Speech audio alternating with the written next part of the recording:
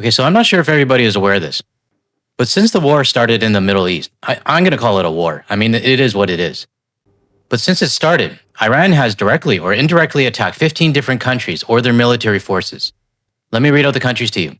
Israel, United States, their bases, United Arab Emirates, Saudi Arabia, Qatar, Kuwait, Jordan, Iraq, Bahrain, Oman, Syria, Cyprus, France, Italy, and United Kingdom.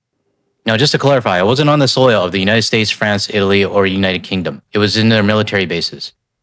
But just in my opinion, I don't think this is going to get any better anytime soon. And in fact, I think it's going to get worse.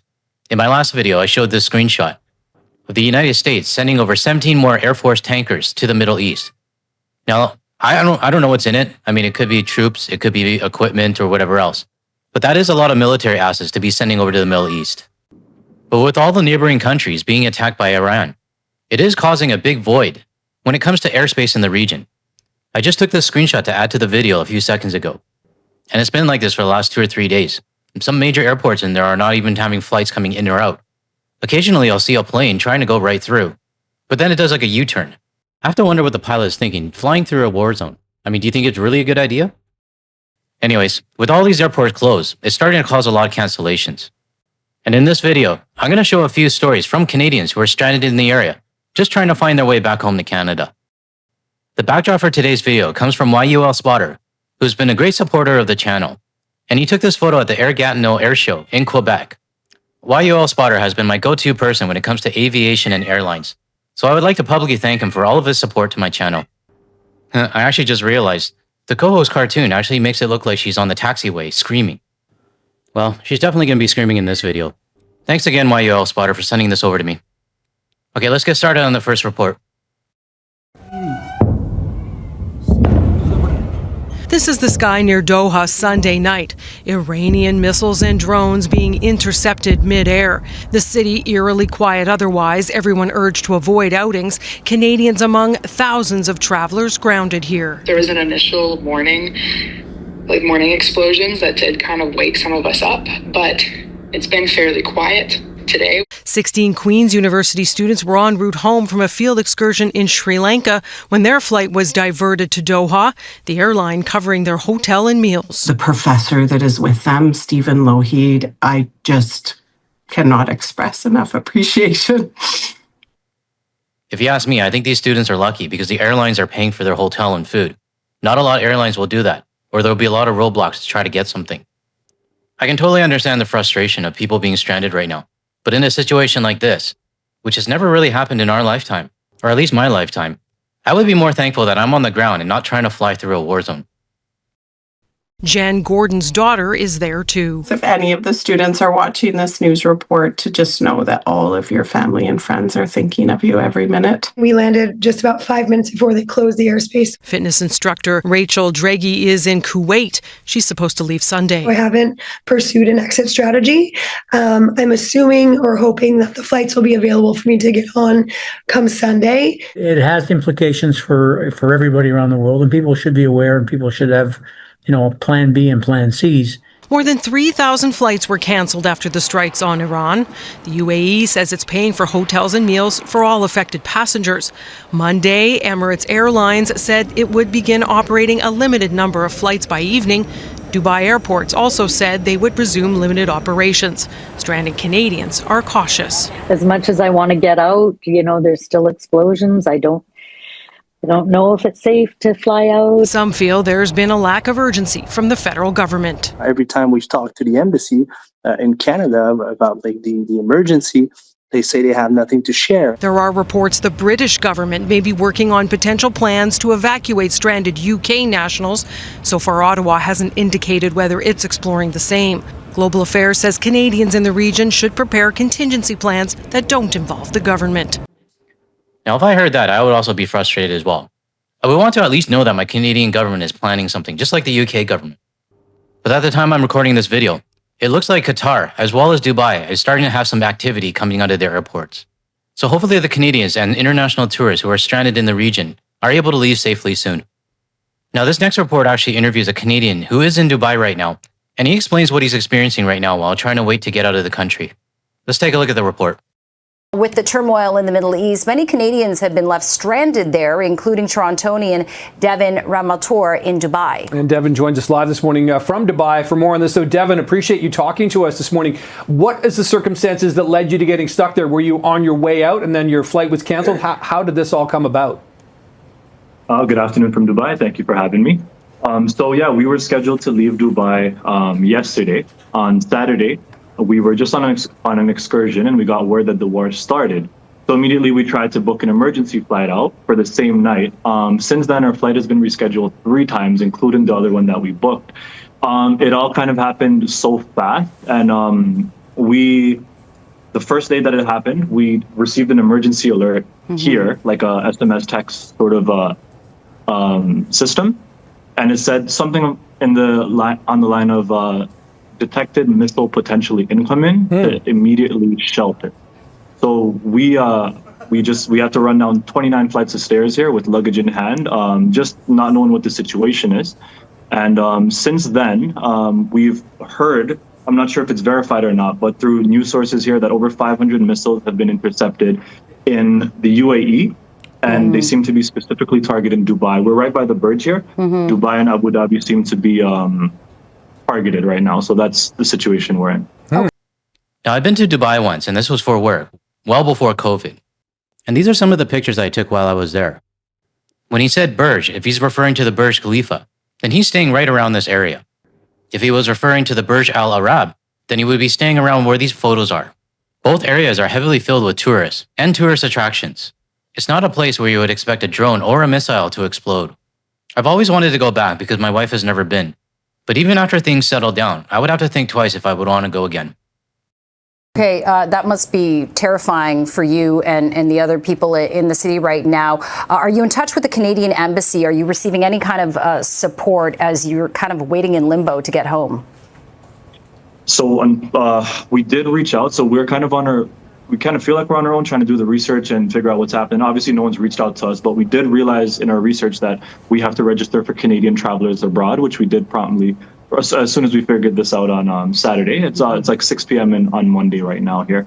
So since we've done that, they said that if something is to happen, a coordinated response, they'll reach out to us. But as of now, they're monitoring. And to their defense too, there's been the airspace is completely shut down. The situation is escalating by the minute. So it seemed they may be just gathering, but so far no one's been able to reach out to us. We received an email back just directing us to register for the Canadian travelers, but since then no sort of communication has been there since, unfortunately. Now it sounds like this Canadian understands the situation. Because it's out of the hands of the airlines, it's out of the hands of the Canadian government. I mean, it's a war going on.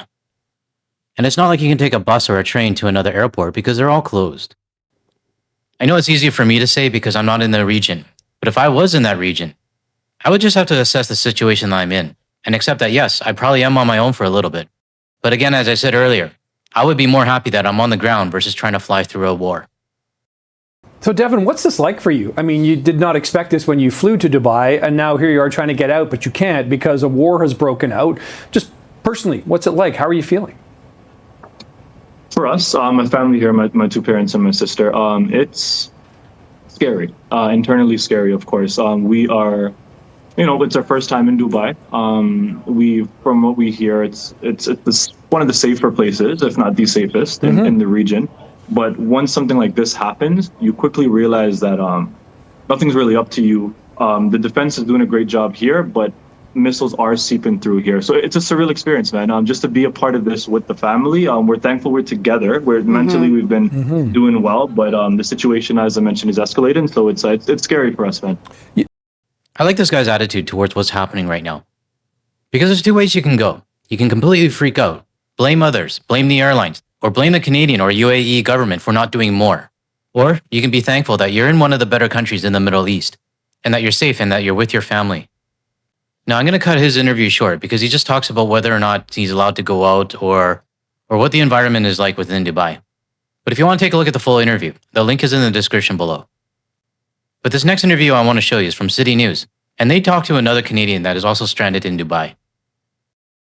According to Global Affairs Canada, there are more than 85,000 Canadians registered as being in the Middle East. Today, we spoke to one man who's stranded in Dubai, who tells us he's frustrated with the lack of information coming from the Canadian government. Now, I didn't actually realize there's that many Canadians registered in the Middle East. But if you are a Canadian that is living overseas, kind of like me, always make sure that you know where the embassy, the high commission, or consulate is in your city. And this doesn't just apply to Canadians. I mean, it applies to everyone.